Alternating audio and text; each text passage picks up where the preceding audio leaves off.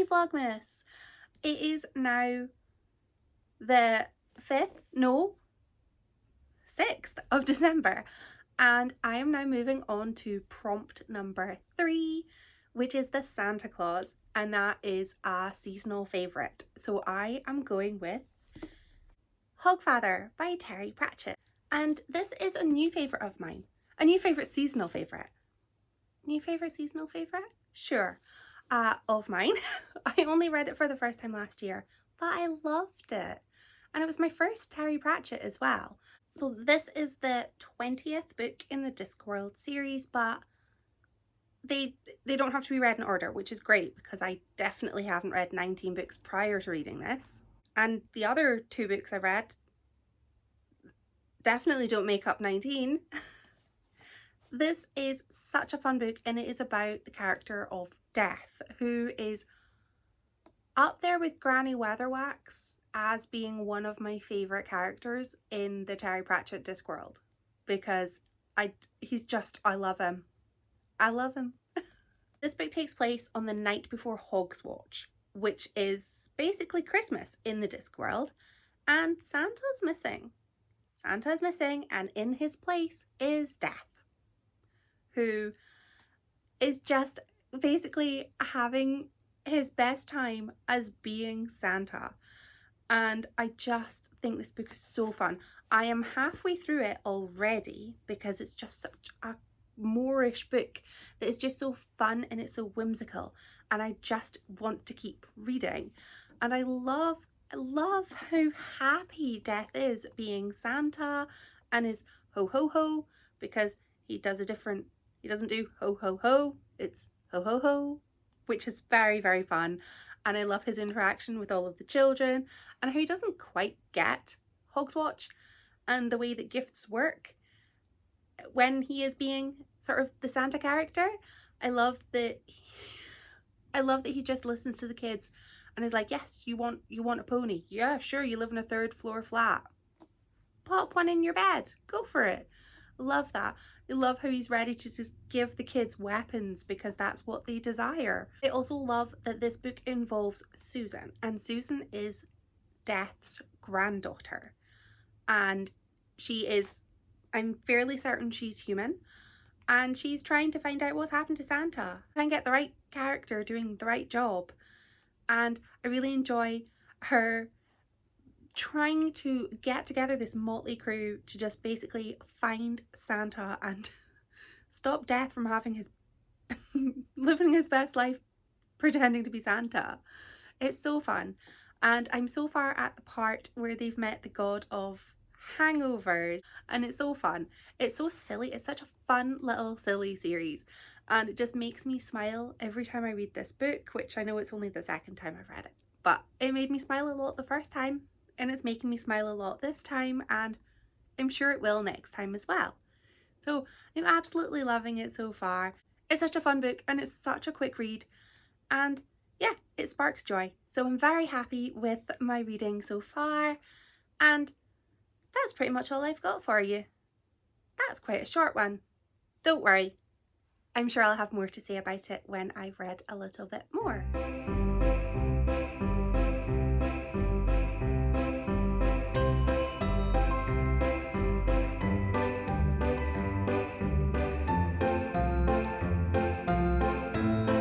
So that is prompt 3 ticked off from my Christmas film bingo TBR thing, which was the Santa Claus, and it was a festive favourite.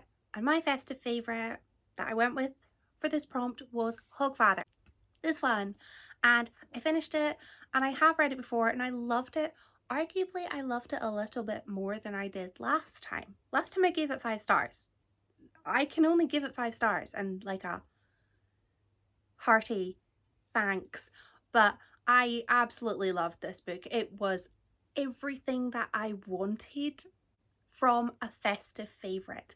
And I mixed up a bit this year too, because last year I read the physical book, not this one.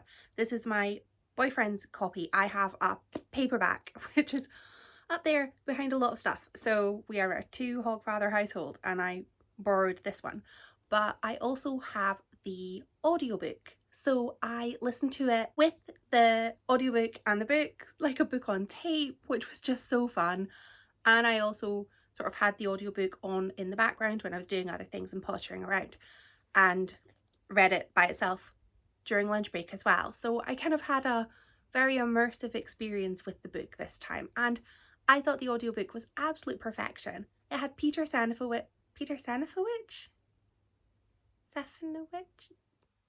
him, and Bill Nye, and it was just such an excellently casted audiobook, and it was so fun, and it was just such a brilliant reading experience, and just perfect for December. As I mentioned yesterday, this book is about not Christmas, Hogsmas, and Death has basically commandeered the role of Santa Claus, and his granddaughter Susan, his long-suffering granddaughter, is given the task of finding Death, stopping him from being Santa Claus and getting Santa Claus back where he belongs. And meanwhile, there are other groups that are involved and have some different goals than Susan does. And I just absolutely love the way that this book sort of swapped between the two different groups, 3 if you include Death, and they all had different things that they were trying to achieve. I love the sort of like naivety almost of Death, because he just wanted to bring Christmas joy to everybody while sort of trying to understand Hogsmas joy, not Christmas joy. He was just trying to bring the sort of spirit of the season to others, not quite understanding the way that it had worked previously with Santa Claus, but I thought that that was quite lovely. And I really loved the way that he sort of wanted everybody to just sort of be happy and joyful, and for the kids to get what they wanted, not just what the parents wanted for them, and sort of didn't really take into account financial situations. Sort of he felt like every kid deserved, regardless of family wealth. And I thought that that was really just, that's what I want from a Christmas book. And I loved Susan. I loved how just exhausted and how over it Susan was. Just, you could tell that she was just frustrated from having to sort of pick up after her grandfather. I haven't read any of the other Death books.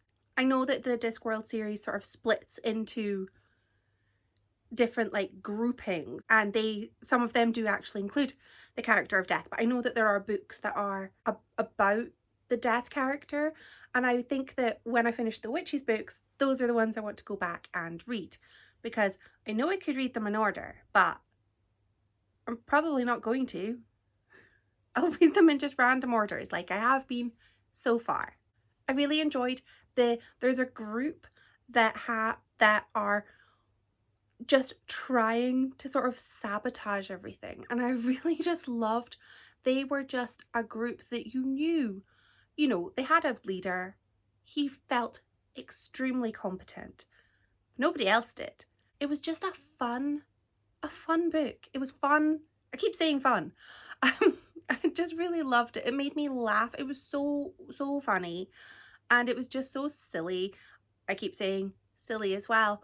It was so fun, it was so silly, it was so whimsical, and it had lots of references to like our world and our sort of Christmas as a sort of traditional Christmas things, but they were made Hogsmassy, and I really liked that sort of play. I know that there has been an adaptation made of this. I haven't seen any of the Terry Pratchett adaptations. This really did feel like a lovely fantasy world. I really enjoyed not just the time spent with Death being Father Christmas, but I really loved when we sort of got to go and see where Death lived. I really want more of that world, and I know I can get more of that world by simply reading the books that are about Death in the Discworld series. So that's something that is so good, because I love, like, when you read a book and you know you want more of a particular thing, and then lo, that's where I can find it. So I know I can get that, and that just made me so excited to go and read more books by Terry Pratchett. And I love the writing style of, I want to see this series. I've only read a very small handful of books by Terry Pratchett, but they've all been written in a really just consumable way that I just want to read and go on and on and on. And because there are no chapters, I have absolutely no concept of how much I'm reading, and then suddenly, boom, 100 pages are down, because I haven't had those sort of markers to sort of, at a chapter I'll have a glimpse at the page number, but because I don't have chapters, I don't notice until I have to actually put the book down because I need to go and get a drink, or somebody's at the door, or something takes me out of the reading moment. And I think that that's really good, because you want to get lost in a good book, and that's what I got with this book. I got lost in the magic of Hogsmeade. As is tradition with a really good Christmas book, this is kind of full of life lessons, of morals, but not in a sort of in your face way, just in a sort of very subtle spirit of Hogsmeade, of not giving people what you think they want, but giving them what they actually do want. There's a scene with a sort of peasant who has been tormented by the king, and Death is convinced that he knows what to give the man as his Hogsmeade gift, but is reminded that perhaps he isn't the person who should be deciding what the recipients of the gifts want or need.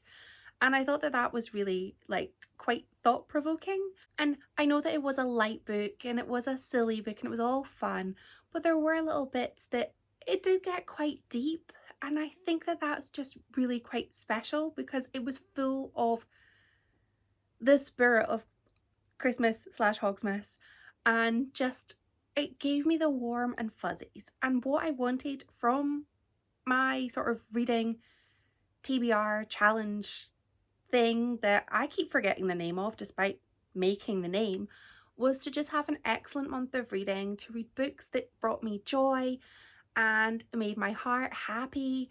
And this is one of those books. I just love this book, and I know I'm going to read it for years to come, every Christmas. I think it's a firm festive favourite. There were parts of this book that were just absolutely ridiculous, but in a good way, in a sort of way where I have only read it once before, so I haven't memorized the book. Sure, that will happen in years to come after multiple more rereads, but I just loved that it felt like anything could happen, and when the characters just sort of thought enough about something, it could come to light, and it could come to reality and be. And I just felt like I never knew what was going to happen next, and it just felt like anything could happen. And that's just so exciting as a reader, to not know what's coming. And I had a really good time with this book. I'm absolutely delighted to have read it. And normally I would celebrate ticking off a prompt by watching the film that goes with the prompt, The Santa Claus. But I was going to say I cheated a bit. It's not cheating. It's not cheating. I made my TBR. I made the rules. I can tweak them as I so see fit. So last night I started watching the new Santa Claus series, The Santa Clauses. I didn't realise it was a 4-part series. I thought it was a film. So I was absolutely delighted to find out that it was a series, because I can just watch a little half hour, then another little half hour, then 2 more little half hours. And I watched an episode last night while I was doing some crafting, because I have my craft club Secret Santa and decoration swap on Saturday. And despite starting 2 or 3 months ago, I have left the assembly of my decorations to last minute, because I just didn't want to put them together. I finished all of the bits, I just need to put them together. So I spent half hour last night putting some of them together while watching the Santa Clauses, and I'm going to go back and do the same tonight and get them all finished so that I can swap them with my friends. And I do have one friend who is in my craft club that sometimes watches my videos, so I'm not going to show the decorations fully assembled just now. I will show them in my next video because that will be up on Sunday and we will have done our swap. So I'll be able to show you all of the things and not give any spoilers for anything. And yeah, that's me. Not such a rambly video this time. Still a little rambly. I would love to know if you've got any festive favourites that you like to read every year. Let me know in the comments, and thank you so much for watching.